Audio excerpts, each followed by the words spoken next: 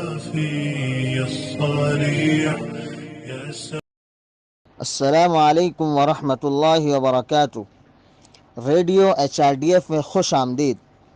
Canada کے رہنے والے ڈاکٹر گیری ملر نے کہا کہ قرآن اللہ کا کلام نہیں ہے۔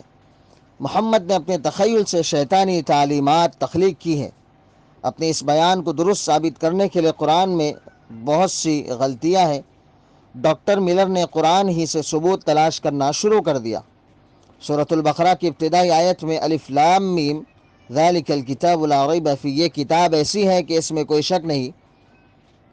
یہ جانتے ہوئے کہ اس آیت میں قرآن نے چیلنج کیا ہے، اس نے فیصلہ کیا کہ کسی نہ کسی طرح اسے ظاہر کر دیا جائے جیسے اس میں کوئی خامی ہے۔ ملر نے غلطیاں تلاش کرنے کے لیے قرآن پڑھنا شروع کیا اور 19ویں سورہ مریم تک پہنچا۔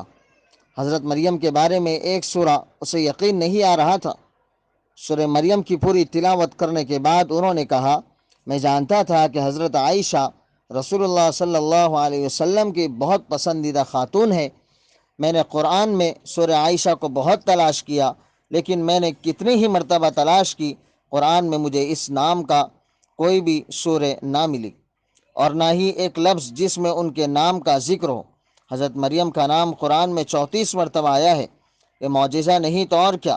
حضرت عیسیٰ علیہ السلام کا ذکر 25 بار آیا ہے۔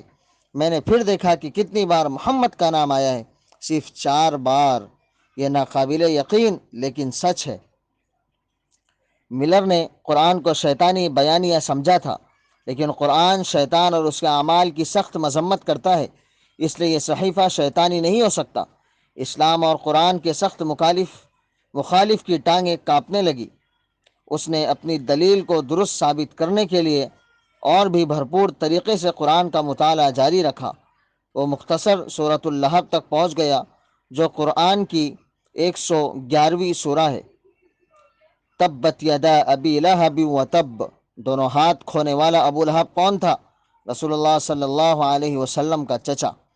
محمد قرآن میں اپنے چچا پر کیسے تنقید کر سکتا ہے؟ کیا بھتیجے نے ابو لہب کے آگ میں جلنے کا منظر کھینچا ہے؟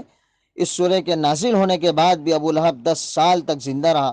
اس دوران اگر ابو لہب جھوٹ بولتا کہ مسلمان ہے تو یہ قرآن کو غلط ثابت کرنے کے لیے کافی تھا۔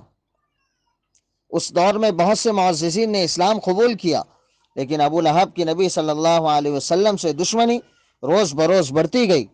ابو لہب، اس کی بیوی ام جمیل اور دوسرے لوگ آپ کو شاعر، جادوگر، دیوانہ اور بہت سے دوسرے برے ناموں سے پکار کر آپ کا مذاق اڑاتے تھے۔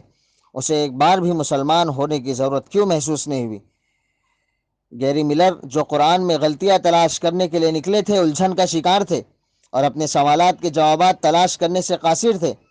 اس طرح انہیں حقیقت کا احساس ہوا کہ قرآن کسی انسان کی تخلیق نہیں، اللہ رب العالمین کی طرف سے ہے۔ اس بات پر قائل ہو کر گیری ملر 1978 میں کلمہ توحید پڑھتے ہوئے مسلمان ہو گئے۔ قرآن کے معجزے کو تسلیم کرتے ہوئے انہوں نے ایک کتاب لکھی جس کا نام دا امیزنگ قرآن ہے۔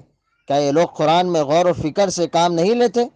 اگر یہ اللہ کے سوا کسی اور کی طرف سے ہوتا تو وہ اس میں بکثرت اختلاف پاتے۔